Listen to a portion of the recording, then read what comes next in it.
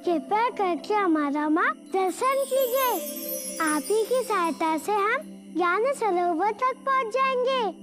आपसे प्रेरित हो हम भी अपने आराध्य की खोज में निकल चुके हैं।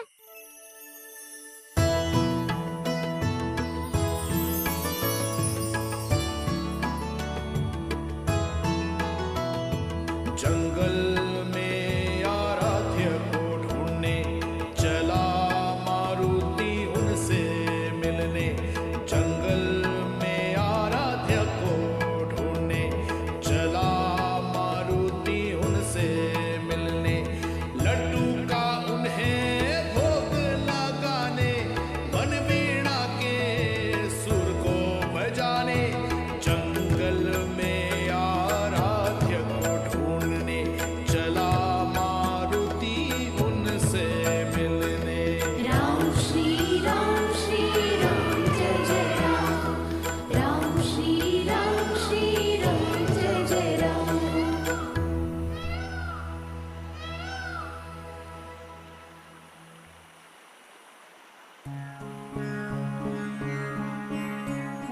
ये तो राज्य की उत्तरी सीमा है।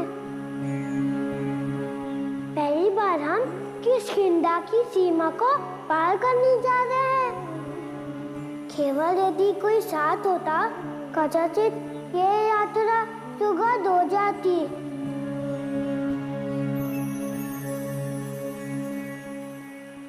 भक्तराज, तू आप हमारी बात सुन सकते हैं? अर्थात हम इस यात्रा में अकेले नहीं हैं, आप हमारे संग हैं। ज्ञान सरोवर का मार्ग आप ही हमें दिखाएंगे। क्या हम आपको अपना मित्र मान सकते हैं? तो चलते हैं अपने आराध्य से मिलने।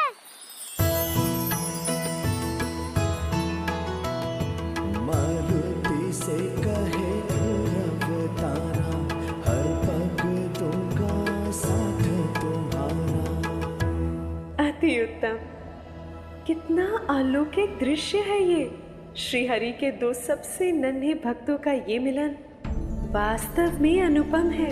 वैसे तो भक्ति और आयु में कोई संबंध नहीं देवी, तथापि हम यही कहेंगे कि भक्ति हो तो ऐसी हो कि एक नन्हा बालक भी समझ जाए।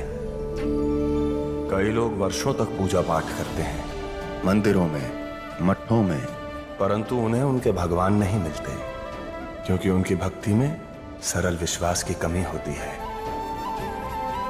जबकि ध्रुव और मारुति जैसे नन्हे बालक अपनी सरल भक्ति की शक्ति से अपने भगवान को अपनी ओर खींचे चले आने पर विवश कर देते हैं देवी।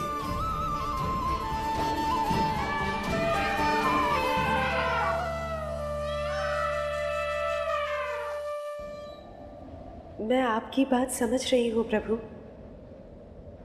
परंतु इतनी छोटी सी आयु में क्या मारुति आराध्य और भक्ति जैसे विषय समझ पाएंगे?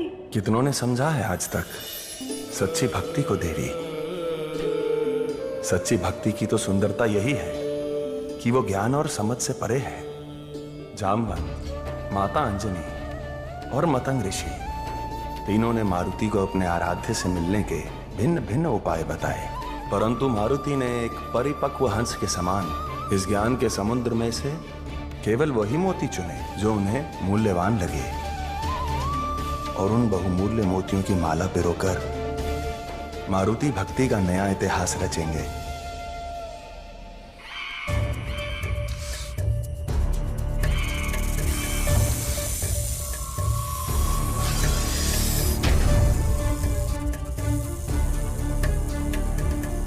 अरे अरे अरे, कैसे बिन पैरों वाला पानी है?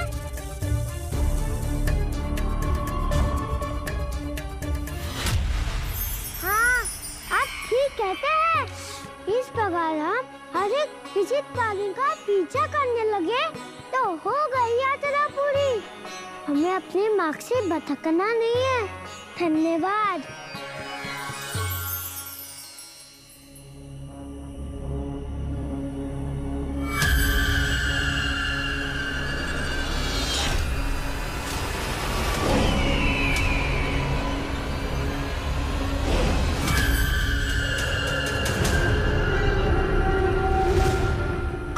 कि यह बालक अपने मार्ग से भटक गया है। अब इसकी भूल इसकी मृत्यु का कारण बन जाएगा। 100 वर्षों से हम इस शरीर के अंदर हैं। अब ये शरीर भी बूढ़ा हो चुका है। अब हमें अपना नया शरीर मिल जाएगा।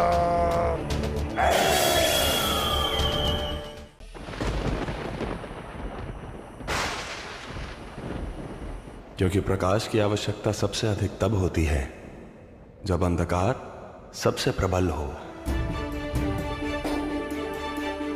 सत्य कहा आपने प्रभु। यहाँ मारुति इस जंगल में खो जाने को है और वहाँ माता अंजनी के सम्मुख एक चुनौती आन खड़ी हुई है। स्वामी, स्वामी। क्या हुआ देवी? आप इतनी चिंतित क्यों लग रही हैं? सब ठीक तो है ना? कुछ ठीक नहीं है स्वामी। हमारे पास समय बहुत कम है और हमें बहुत सारी तैयारियां करनी है। तैयारियां? हाँ। कैसी तैयारियां? स्वामी, आपको स्मरण नहीं है? पिछले माह हमारे यहाँ एक ऋषि आए थे जिन्होंने हम तक ये संदेश पहुंचाया था कि पंचमी को हमारे महल ऋषि दुर्वासा पधारने वाले हैं। हाँ तो स्वामी, पंचमी कल है। इसका अर्थ ये होता है कि भोर होते ही ऋषि दुर्वासा हमारे द्वार पर खड़े होंगे। हम तो ये बात भूल ही गए थे। अच्छा हुआ आपको स्मरण रहा, अन्यथा अतिथि सत्कार में हमसे अवश्य कोई न कोई कमी रह जाती। स्वामी, ये कोई ऐसे वैसे अतिथि नहीं है, ऋषि दुर्वासा हैं। इनका क्रोध विश्व विख्यात है। आपको पता है, छोटी बात पर भी इनका क्रोध आकाश छू लेता है और यदि किसी को अभिशाप दे दिया ना तो उसकी तो दुर्दशा निश्चित है। ईश्वर, यदि किसी कारणवश वो हमारे मारुति पर क्रोधित हो गए तो, और उन्होंने हमारे मारुति को अभिशाप दे दिया तो?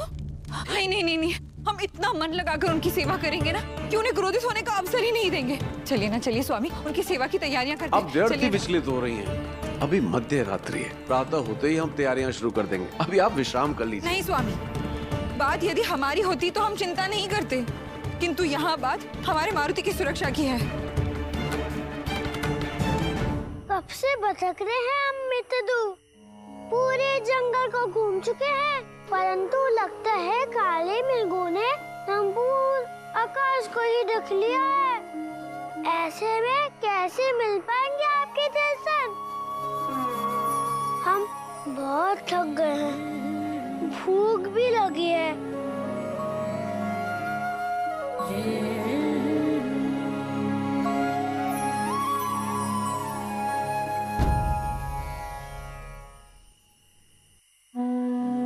माता हमारे लिए इतना उपवास रख सकती हैं, हम अपने आराध्य के लिए एक दिन तो उपवास रख सकते हैं ना?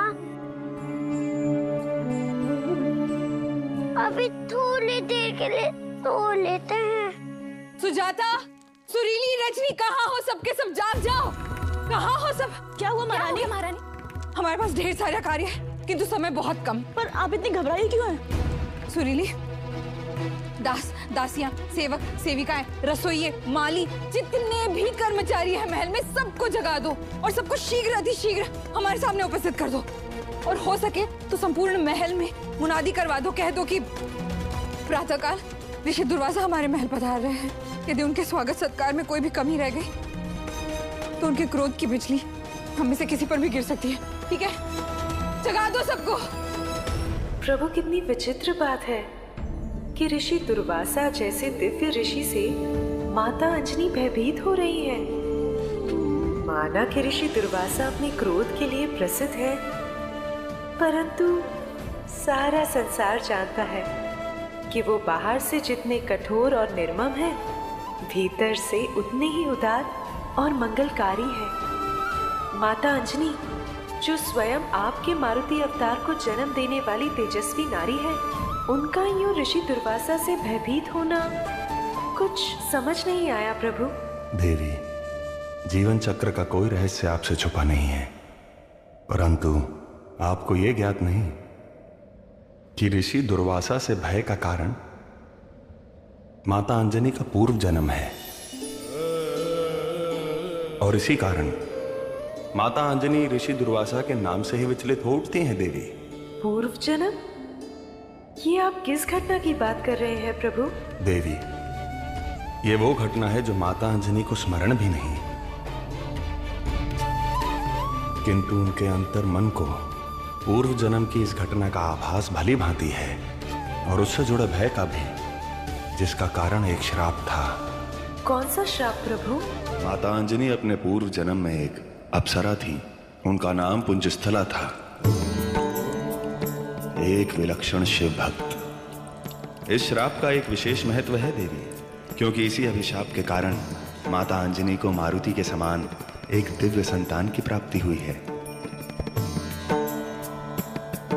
प्रणाम देवी, आपकी पूजा में बाधा डालने के लिए क्षमा चाहता हूँ, परंतु देवराज इंद्र ने ये इच्छा व्यक्त की है कि आप उनकी सभा में उपस्थित हों और अपने नृत्य का प्रदर्शन करें।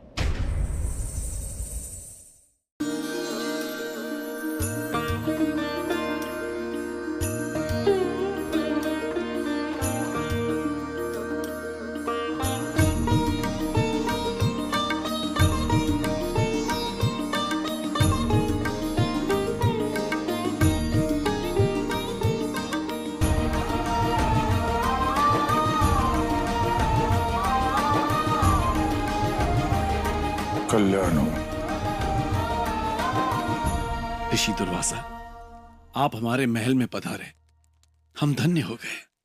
वानरराज केसरी, जैसे जौहरी को हीरे की पहचान होती है, ठीक उसी प्रकार एक सन्यासी को धर्मात्माओं की हमें आभास हो रहा है कि हमारे सम्मुख ऐसी दो पुण्य आत्माएं विराजमान हैं। एक आप और दूसरी आपकी धर्म पत्नी देवी अंजनी। अंजनी इतनी भयभीत क्यों लग रही है? देवी अंजनी, हम जानते हैं कि आपके अंतर्मन पर अभी भी उस अभिशाप का भय है जो अप्सरा पुंजस्थला के रूप में आपको हमसे प्राप्त हुआ था। आपने हमको पुण्य आत्मा कहा, उसके लिए बहुत बहुत धन्यवाद। वानरराज केसरी, हमने आपके पुत्र की बड़ी ख्याति सुनी है।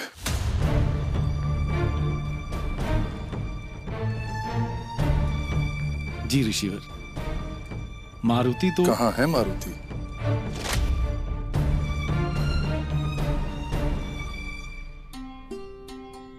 महाराज जी, बस पूछने की अनुमति है। व्यर्थ की बातों में रुचि रखने से साधक का मन भटकता है। हम साधक थोड़ी ना, हम तो एक नन्हे से बालक है और यात्रा लंबी, बातचीत चलती रही तो समय का पता भी नहीं चलेगा। बात तो उचित कर रहा है, पूछ। आप कहाँ से हैं? यहाँ से उत्तर की ओर 7 सहस्त्र कोस दूर एक पर्वत है, उसी के शिखर पर है हमारा घर। अच्छा, आपका परिवार, आपके माता पिता? योगी का कोई एक परिवार नहीं होता, समस्त संसार हमारा कुटुंब है।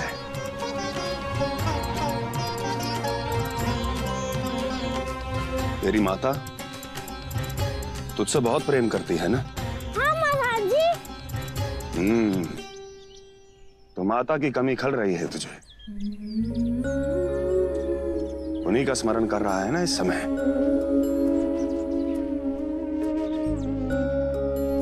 हमारी माता हमसे इतना प्रेम करती है जितना और कोई किसी से नहीं करता। पता नहीं हमारे बिना उनका हाल क्या हो रहा होगा। वो भी हमें स्मरण कर रही होंगी। कहाँ है मारुति? हम उनसे भेंट करना चाहते हैं।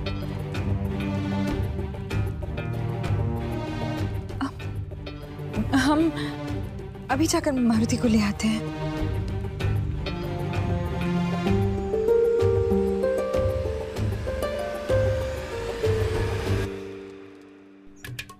वो पास नहीं है इस समय, परंतु उनका आशीर्वाद हमारे साथ है। सत्य कहा,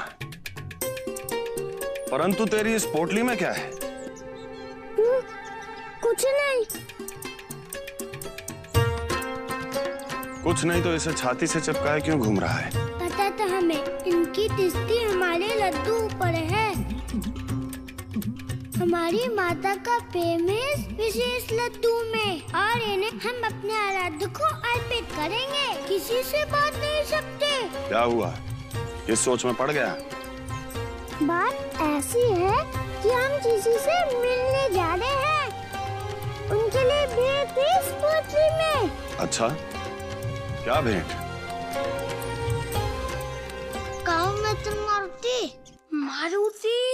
शैतान मारुति। अरे मित्र काओ, बाहर तो आओ। धीरे बोलो, धीरे। किसी को पता नहीं चलना चाहिए कि हम मारुति के कक्ष में चुपके से आए हैं। तुम शीघ्र मारुति को ढूंढो। मारुति यहाँ तो नहीं है। आराध्य कहत रहा, कहीं उन्हीं की खोज में तो नहीं निकल गया। वो भक्तराज ध्रुव है। अब वो जिस दिशा में निर्देश करेंगे, हमें उस दिशा में चलते जाना है। अंधों की बात उचित लग रही है। हो सकता है इसी कारण से मारुति अपने आराध्य को ढूंढने गया हो। मारुति, मारुति, पुत्र शीघ्र उठिए। मारुति, मारुति, मारुति कहाँ चले गए आप? मारुति, हंसी खेल का समय नहीं है ये। ऋषि दुर्वासा आए हैं और वो आपसे मिलना चाहते हैं। मारुति, मारुति। अच्छा, तो मारुति नहीं है यहाँ। कोई बात नहीं, हम मारुति को बाहर जाकर ढूंढते हैं।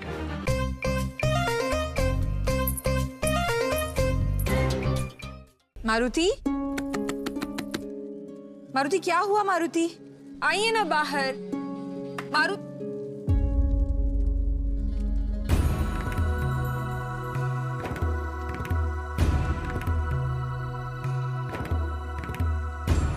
पुत्र मगन, आप यहाँ क्या कर रहे हैं? मैं ना कुएं से जल लाना भूल गई थी, तो मारुति ने कहा हम यही स्नान कर लेते हैं। अच्छी बात है।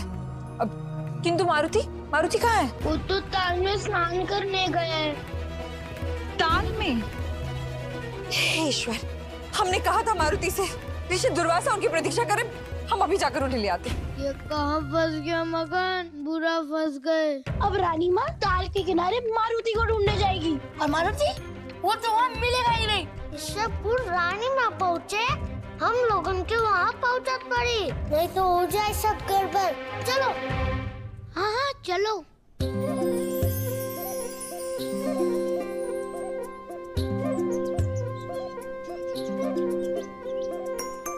ये लीजिए महाराज जी, इन रसीले बेरों का आनंद उठाइए।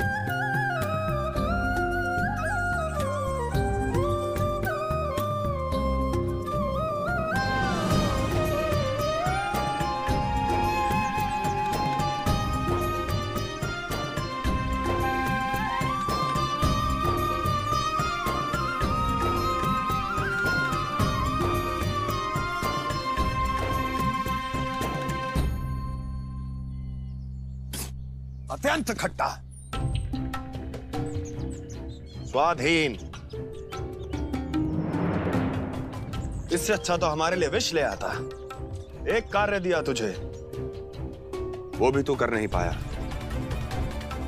जब तू ठीक ठीक फलों का चयन नहीं कर सकता, तो जीवन में उचित मार्ग कैसे चुनेगा तू?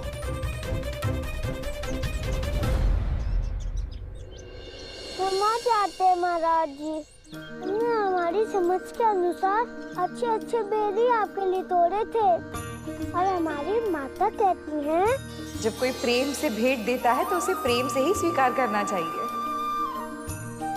आपको हमारी प्रेम की मिठास नहीं मिली? तेरी इन मीठी मीठी बातों से ये बेर मीठे नहीं हो जाएंगे। कोई सरफिरा ही होगा जो इन बेस्वाद बेरों को प्रेम से खा ले। हम भूखे रह लेंगे, परंतु ये बेर नहीं खाएंगे। और अब हम यहां से हिलेंगे भी नहीं।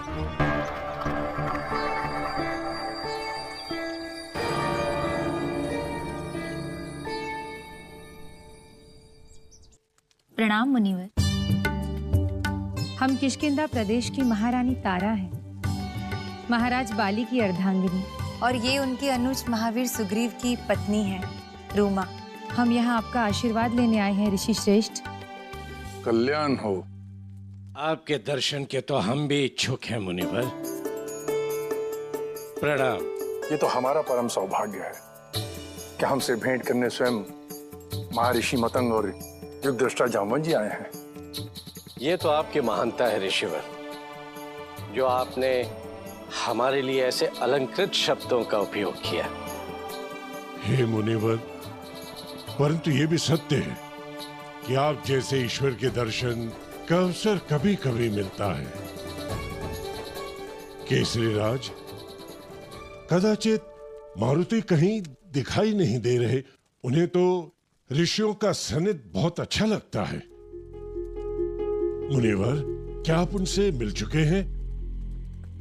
यदि एक बार उनसे भेंट हो जाएगी तो फिर वो अपनी मीठी मीठी बातों में ऐसे लगा देंगे कि कोई योगी भी मोह में पड़ जाए। अच्छा? हाँ ऋषिवर, मारुति की सरलता और उनका निष्पाप मुखमंडल वो सबको मोहित कर देते हैं। हाँ मुनिवर, और आप उनके आयु पर मत जाइएगा।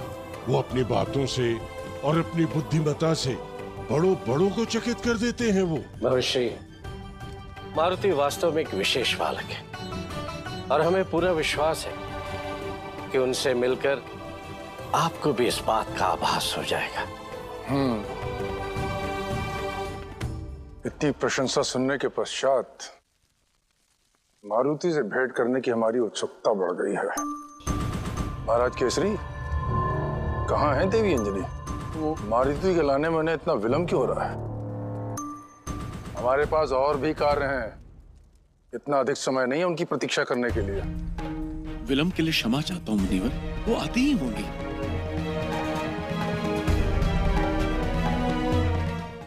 सुरीली, मारुति लौट कर आए? नहीं महारानी। नहीं है मारुति। अंजनी, अंजनी क्या हुआ? कहाँ है मारुति? देखिए ना दीदी, हमने कहाँ नहीं ढूंढा, हमारे हाथ ही नहीं आ रहे।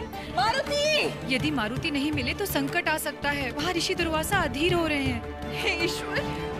पहले भूख लगी तो लड्डू खा गए, अभी प्यास लगी है तो जल लिया।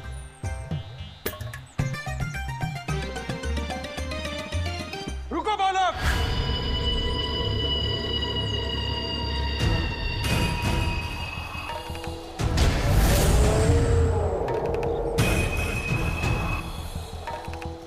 हमारी इच्छा के विरुद्ध किसी ने भी जल की चोरी की तो वो धरती में समा जाएगा।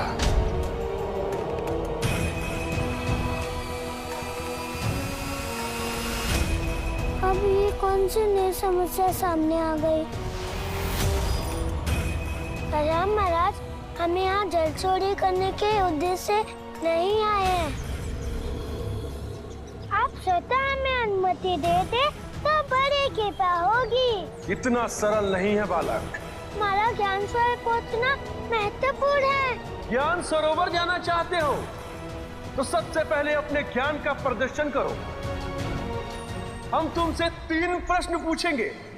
यदि तुमने एक प्रश्न का भी सही उत्तर दिया तो जल ले जा सकते हो, परंतु प्रत्येक अनुचित उत्तर के साथ तुम धरती में धंसते चले जाओगे, धंसते चले जाओगे। ये तो बड़ी कठिन परीक्षा रख दी यक्ष ने मारुति के समक्ष। माता, मारुति बुद्धिमान है। वही तो, ऐसा भी क्या पूछ लेंगे यक्षराज जिसका उत्तर मारुति के पास ना हो। तो बताओ बालक, सूर्य और चंद्रमा के मध्य में न्यूनतम अंतर कितना हो सकता है?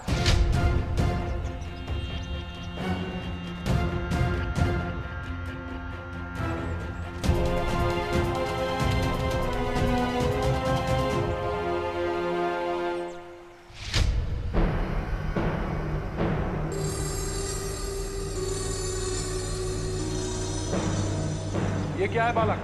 आपके प्रश्न का उत्तर। प्रभु की इच्छा हुई तो सूर्य और चंद्रमा के मध्य न्यूनतम इतना भी अंतर हो सकता है।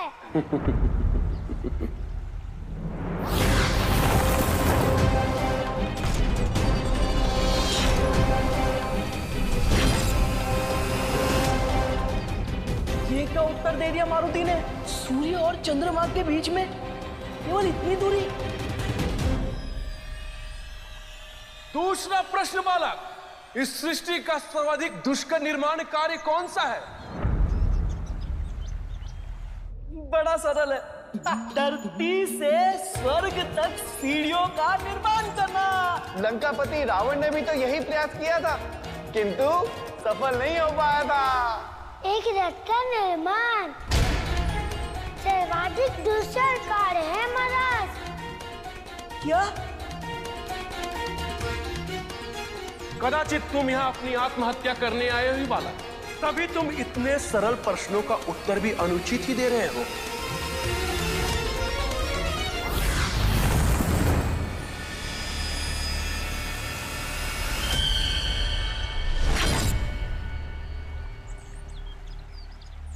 महादेव के अंश मारुति के प्राण संकट में है। हमें यक्षराज से उनकी रक्षा करनी होगी। चलो भृंगी। नहीं नंदी, महादेव स्वयं मारुति की परीक्षा ले रहे हैं। मत भूलो, ये भी उसी का अंग है। मारुति को भी तो ये सिद्ध करना है कि वो अपने आराध्य को मिलने के लिए प्रस्तुत है। अंतिम प्रश्न बालक, तनिक सोच समझकर उत्तर देना। यदि तुमने इसका भी उत्तर अनुचित दिया तो स्मरण है ना, तुम्हारी समाधि बन जाएगी। चलो ठीक है, तुम्हारी छोटी सी आयु को देखते हुए हम तुम्हें एक अवसर प्रदान करते हैं। क्षमा मांग लो और अपने चुनौतियों से पीछे हट जाओ। हम तुम्हें जीवित छोड़ देंगे। क्षमा चाहते हैं महाराज जी, परंतु चुनौती से पीछे हटना सीखा ही नहीं।